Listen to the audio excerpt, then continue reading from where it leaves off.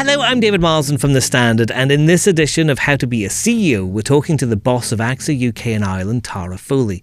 She took up the position last year, so there's lots to talk about there. We'll also be looking at the AXA Startup Angel competition, which is run in partnership with the Evening Standard and gives budding entrepreneurs the chance to win capital and get first-class mentoring.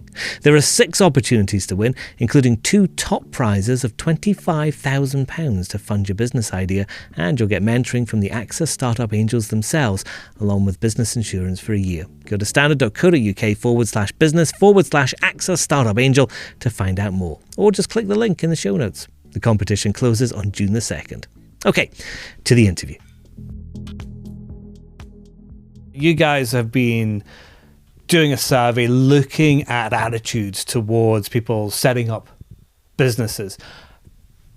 Does anybody want to set up a business in this day and age after this cost of living crisis, all of the issues involved? Are people still looking to set up a little SME themselves? Well, actually, I was really delighted with the results. What it showed was we have a great entrepreneurial spirit in this country. So we saw that, I suppose this isn't a huge surprise, 6 out of 10 young people want to be their own boss by the age of 30. Lots of ambition there. But interestingly, right, with the Gen X, a quarter of Gen X also would like to be their own boss or would like to run their own company.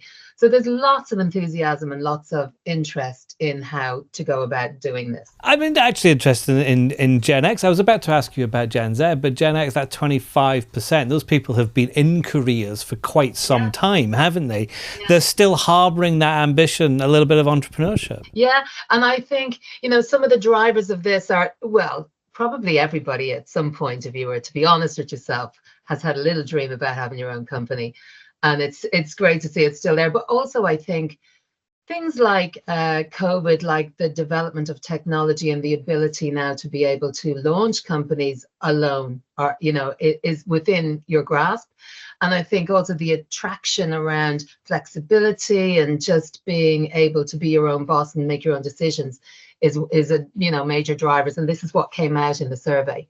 Are those the same drivers for Gen Z? Because here's the opposite: those people are just coming into the workforce right now, and some of them, a lot of them, the majority, 6 out of 10, have ambitions to run their own company. Yeah, and I think similar drivers in that, wanting a flexible lifestyle, wanting to be in control of their own destiny. But I think with that generation, sort of digital native almost, and seeing everywhere, every spectrum. You look at major pop stars and they launch their careers on their own from their rooms, so they're seeing these role models in their age group that are doing this all the time. That's true. Actually, the day we're recording this, Taylor Swift has just released her new album. Is she an inspiration? Are they looking at people like her? She wasn't named in the survey, but I would imagine they are. She is a very interesting icon of the modern age, and very, when you think about the things that she role models, she's her own boss, and she hasn't taken the easiest of paths always. Now, she's an unstoppable force, but are there forces stopping these people? They have the ambition, they say they want to do it. Is there anything getting in the way? Are there obstacles? Yeah, there are. Look, the main thing people cited as being obstacles was one, financial, right? So regardless of your age, even if you're not dependent on an income to support your family, you still need some kind of cash seed to start a business. So the first and foremost blocker that was cited was financial constraints. But then also, the normal stuff, just a lack of confidence in themselves and in their abilities, that's a big blocker. So, not just always financial, but also an ability and having the support around them to help them to get going. Is there support for these people who want to get things done? Is there something like your company? Are you helping people? Yeah, I think there is a lot of support. You'll hear, we're whatever we think of politicians, they have one mantra that SMEs are the backbone of the British economy, and it's absolutely true. The figures are stunning. 99% of businesses in the UK have 50 or less employees, and a staggeringly high number are sole traders, right? So small businesses and support for them is prevalent. However, we as an organization, obviously, we have a huge group of customers in this cohort, in the small business cohort. So we understand very well what they need. We have, I think, a great set of tailored products for people. We have what we call our business insurance wizard, because it's really not easy, if you're a small business person, to understand what kind of insurance do you need. There's a load of jargon. We have a jargon buster. Do people know the difference between public liability and professional indemnity? I've no idea. Well, exactly, right. And you wouldn't be expected to. Yeah. And it's not the first and foremost things on people's minds, but having the right insurance is very important. So we've designed a business insurance wizard that, in 4 simple questions, gives you then a proposal as to what the insurance package is that you would need. We also have a business guardian angel online. This is a whole suite of resources like blogs and guides and practical advice. Again, very helpful for anyone who might need it. We provide a legal helpline and a tax helpline, and these are 24/7 for support. And we also obviously provide a tailored insurance product to your needs. So I think there's support out there, and we take our role in this very seriously, and have designed and developed a whole suite of things that small and medium companies can use. And the other thing you have is the AXA Startup Angel competition, which is running again right now.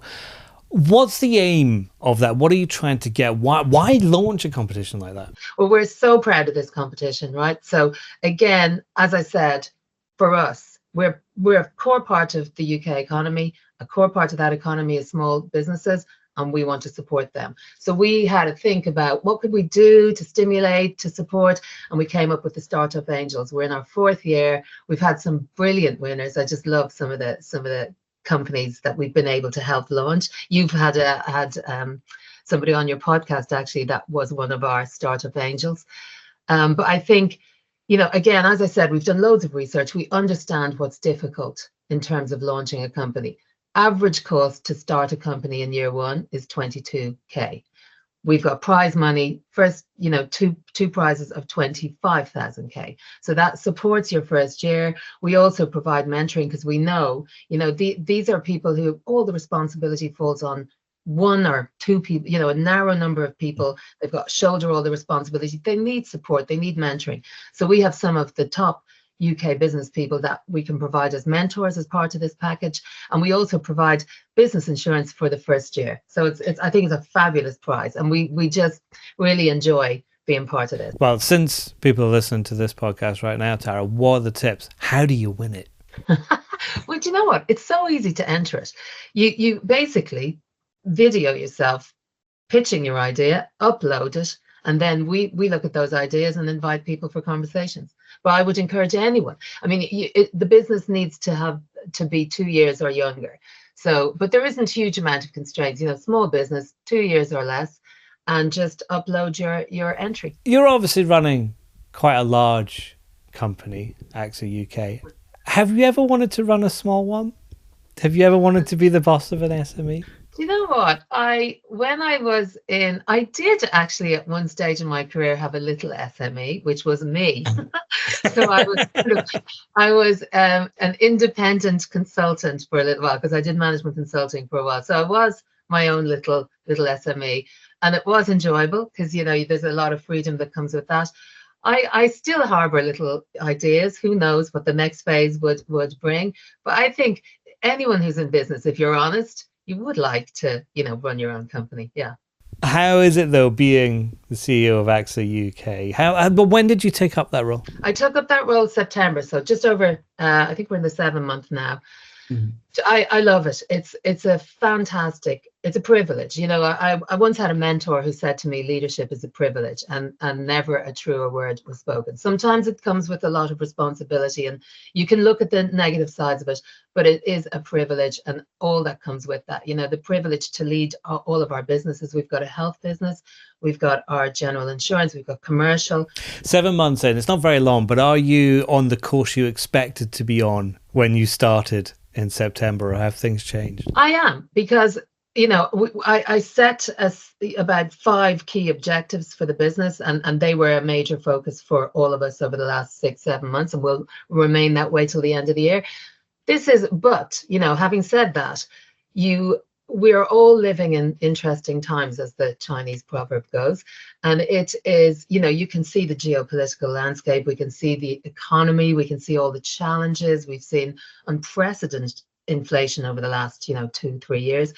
You've got to always be flexible. And that's a key requirement of any business, small or large, to be scanning the landscape that's relevant to you, and to be, predicting and responding, and be agile and flexible about that. What do you enjoy about doing this job? Let me put it differently. Why did you want to do this job? Because you were doing quite well. I think it was at Lloyds Banking Group, weren't you? Then Bank of Scotland.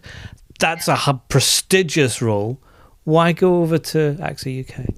And first, I have to say, I loved that role. Bank of Scotland is a fantastic brand, fantastic teams, great business.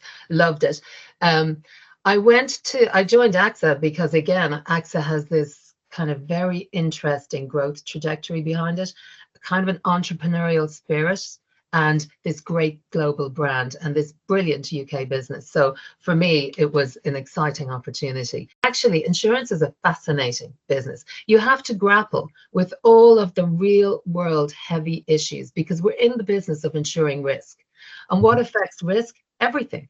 Geopolitical situations, wars affect risk, climate affects risk, the move to green affects risk. Everything affects the kinds of risk we're underwriting. So we have data scientists that are chewing through the big meaty problems in the world, and I think it's a fascinating area to work in. And are people still willing to take on risk? We're talking about SMEs as one of the biggest risks you could take, as we've talked about, giving up that security of a job.